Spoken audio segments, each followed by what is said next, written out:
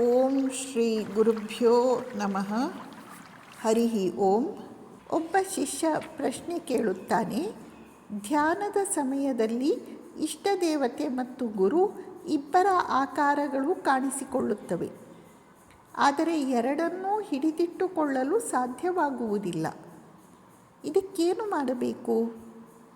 ಶ್ರೀಮಾತೆಯವರು ಉತ್ತರಿಸುತ್ತಾರೆ, ಮೊದಲಿಗೆ ಹೀಗಾಗುವುದಾದರೂ ಕೊನೆಯಲ್ಲಿ ಒಂದೇ ಆಕಾರ ಕಾಣಿಸಿಕೊಳ್ಳುತ್ತದೆ. ಆ ಆಕಾರವನ್ನು ದೃಢವಾಗಿ ಹಿಡಿದುಕೋ. ಆರಂಭದಲ್ಲಿ ಧ್ಯಾನ ಮಾಡುವಾಗ ಗುರುವಿನ ಚಿತ್ರನೂ ಬರುತ್ತೆ, ಇಷ್ಟ ದೇವತೆಯ ಚಿತ್ರನೂ ಬರುತ್ತೆ, ಎರಡೂ ಕಾಣಿಸ್ಕೊಳ್ತಾ ಇರುತ್ತವೆ. ಆದರೆ ಮುಂದುವರಿದ ಹಾಗೆ ಒಂದೇ ಚಿತ್ರ ಉಳಿಯುತ್ತೆ. ಯಾವ ಚಿತ್ರ ಉಳಿಯುತ್ತದೆಯೋ ಅದನ್ನು ನಾವು ದೃಢವಾಗಿ ಹಿಡಿದುಕೊಳ್ಳಬೇಕು. ಶ್ರೀಮಾತೆಯವರು ಇನ್ನೊಮ್ಮೆ ಹೇಳುತ್ತಾರೆ, ವಕಾಲತ್ತನ್ನು ವಹಿಸಿಕೊಡುವುದು ಅಂದರೆ ಮಾನಸಿಕವಾಗಿ ಎಲ್ಲ ಜವಾಬ್ದಾರಿಯನ್ನು ಭಗವಂತನಿಗೆ ವರ್ಗಾಯಿಸುವುದು. ಭಗವಂತನಿಗೆ ವಕಾಲತ್ತು ವಹಿಸಿಕೊಟ್ಟರೂ ಕೂಡ ನೀನು ಇಷ್ಟ ಮಂತ್ರದ ಜಪವನ್ನು ಮಾಡಬೇಕು. ಬೆಳಿಗ್ಗೆ ಸಂಜೆ ಭಗವಂತನನ್ನು ಸ್ಮರಿಸಬೇಕು. ಭಗವಂತನಿಗೆ ವಕಾಲತ್ತನ್ನು ವಹಿಸಿಕೊಡುವುದು ಅಂದರೆ ನಾವು ನಮ್ಮ ಎಲ್ಲ ಜವಾಬ್ದಾರಿಯನ್ನು ಭಗವಂತನಿಗೆ ವರ್ಗಾಯಿಸುವುದು. ಹಾಗಂತ ಜಪಧ್ಯಾನ ಬಿಟ್ಟು ಬಿಡ್ತೇನೆ ಅಂತ ಹೇಳುವ ಹಾಗಿಲ್ಲ. ವಕಾಲತ್ತನ್ನು ವಹಿಸಿದರೂ ಬೆಳಿಗ್ಗೆ ಸಂಜೆ ತಪ್ಪದೆ ಇಷ್ಟವಂತ ಜಪವನ್ನು ಮಾಡಬೇಕು. ಭಗವಂತನನ್ನು ಸ್ಮರಿಸಬೇಕು.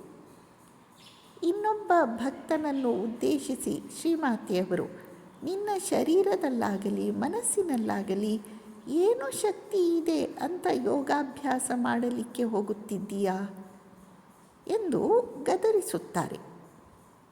ಆಗ ಭಕ್ತ, ಅಮ್ಮ, ಹಾಗಾದರೆ ನನಗೆ ಭರವಸೆಯೇ ಇಲ್ಲವೇ ಎಂದು ದುಃಖಿಸಿದಾಗ ಶ್ರೀಮಾತೆಯವರು ಹೇಳುತ್ತಾರೆ, ನೀನು ಏನು ಮಾಡಬೇಕು ಅಂತ ಹೇಳುತ್ತೇನೆ ಕೇಳು.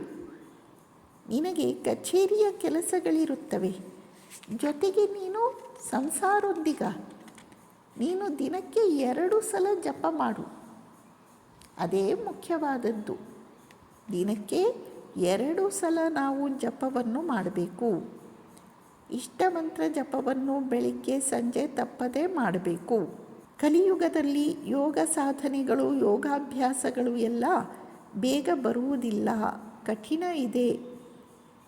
ಬಳಿಕ ನಾವು ಮಾಡಲಿಕ್ಕೆ ಹೋಗಿ ನಿರಾಶರಾಗಿ ಅಥವಾ ಅಪಾಯಕ್ಕೆ ಒಳಗಾಗಿ ತೊಂದರೆ ಪಡುವುದು ಬೇಡ ಎಂಬ ದೃಷ್ಟಿಯಿಂದ ಶ್ರೀಮಾತೆಯವರು ಜಪ ಜಪ ಜಪ ಜಪ ಸಾಧನೆಯನ್ನೇ ಎಲ್ಲರಿಗಾಗಿ ಒತ್ತಿ ಒತ್ತಿ ಹೇಳಿದ್ದಾರೆ. ನಮಸ್ಕಾರ.